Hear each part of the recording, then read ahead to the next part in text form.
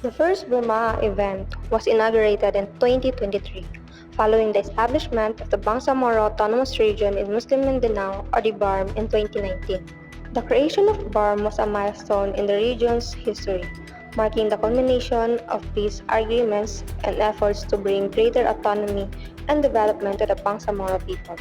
Burma was envisioned as a platform to promote sportsmanship, unity, and camaraderie among the youth from various provinces and cities within the Bangsamoro region.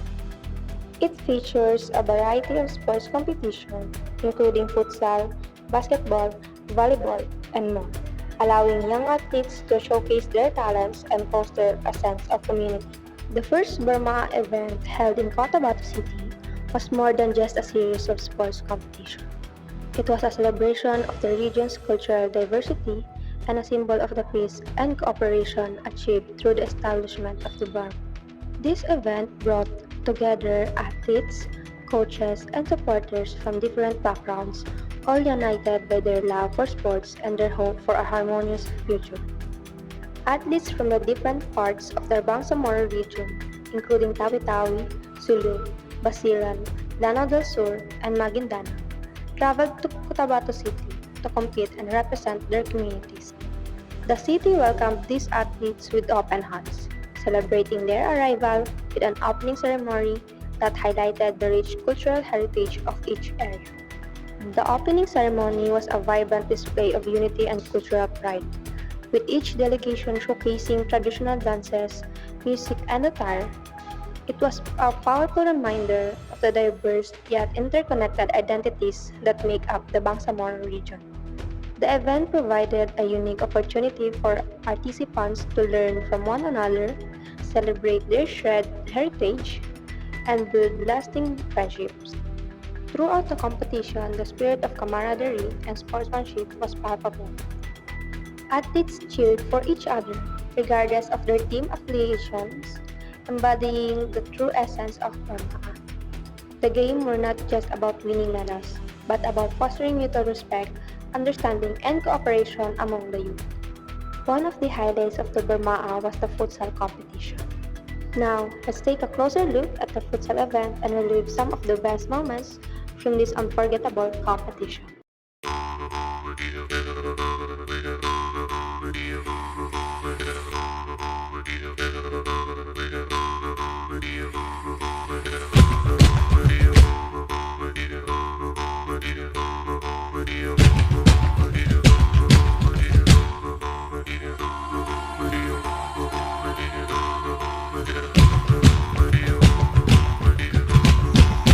Boa noite, povo que é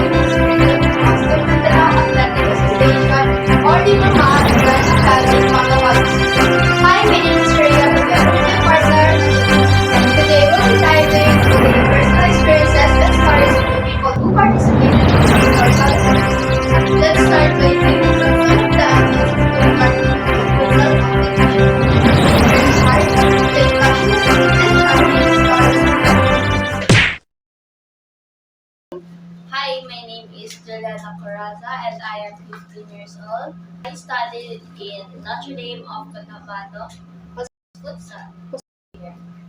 Alicia Versus S. Coraza, 14 years old, Notre Dame of Cotabato, futsal, short group.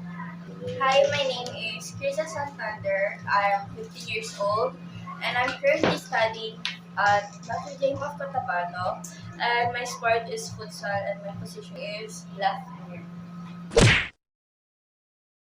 My father,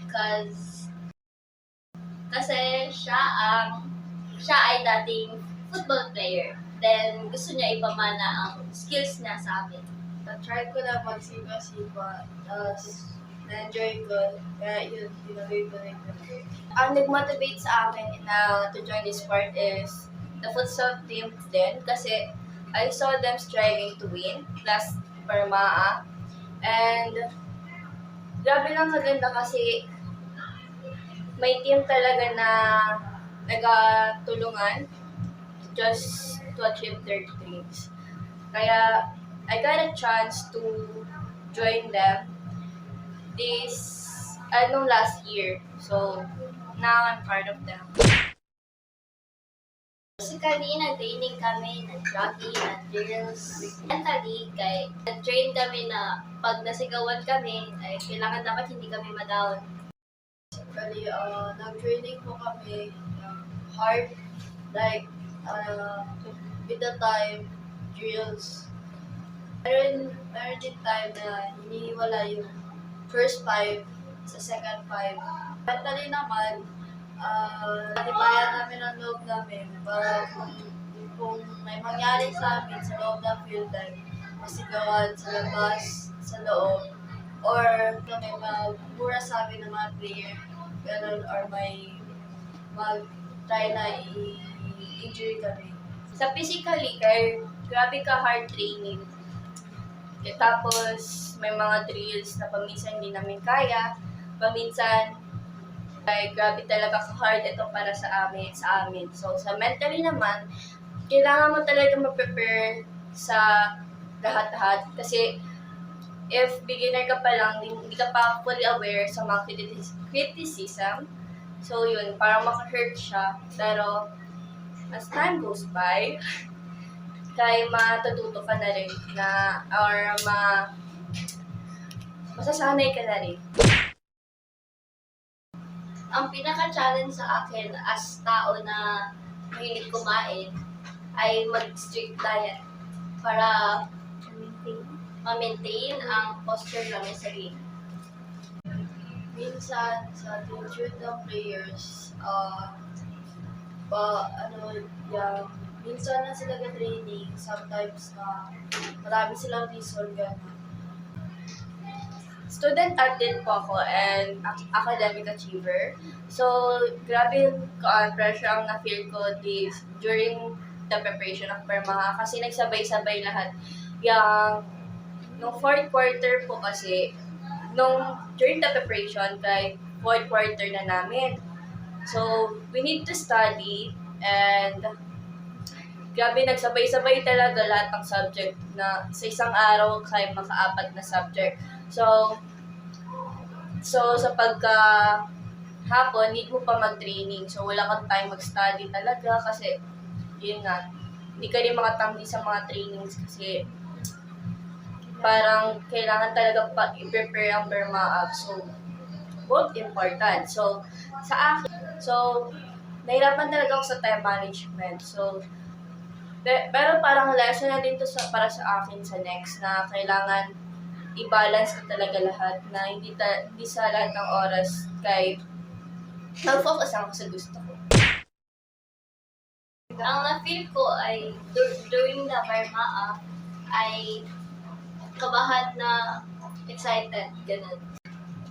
Nung first Parmaa, hindi masyado na-excite. Masyado kinakabahan kasi iniisip ko na masyadong malakas ang mga kalaban namin na mga ibang lugar. Lalo na yung Radya, pati yung Basilan na sinasabi nila na makatakot na kasi always daw sila champion. Tapos, ngayong Barmaan naman, medyo confident na kami. Kasi memorize na namin yung mga laro nila, especially yung magwal. Kasi always namin sila makalaban sa every tournament na masabihan namin. I got excited kasi yun nga nagpuntahan ang mga athletes from different places. Tapos ang dami-dami pang pandar, gano'n. Tapos sa kabahan din kasi sa mga laro, gano'n. Pero okay lang man. Last year, memorable para sa akin yung last Burma. Kahit na silver kami, at least ngayon, nabawi na namin.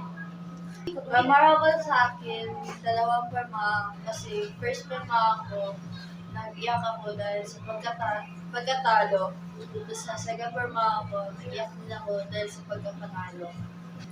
The most memorable moment for me is when our friends, loved ones, and even our coaches counted down together, round towards us. Then, yun na, mas parang naramdaman ko yung full support, naramdaman namin yung full support nila, na nandyan sila besides us, kahit matalo man manalo. So, yun na nga, kasi buo na kami. So, My name is Rhea, and this is Aliyah, now signing off. Ole!